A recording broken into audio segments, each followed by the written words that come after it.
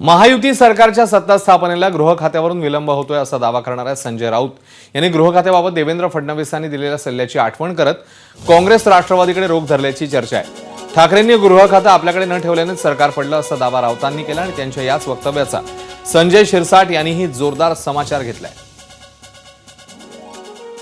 दुसरा क्रमांकाचं खातं हे गृह खातं आहे, पण मुख्यमंत्री गृह खातं आपल्याजवळ ठेवतो, देवेंद्रजींनी ठेवलेलं आहे।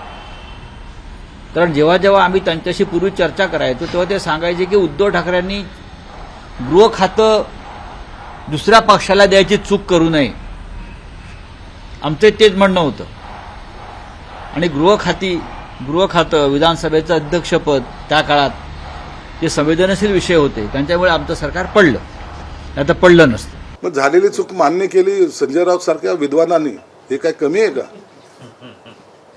उशिरा सुचलेले हे शहाणपण आहे आणि हे शहाणपण त्यांना काही दिवसांनी कळणार आहे की आपण काँग्रेस राष्ट्रवादीबरोबर गेलं नव्हतं पाहिजे, हे आता त्यांना कळलेलं आहे।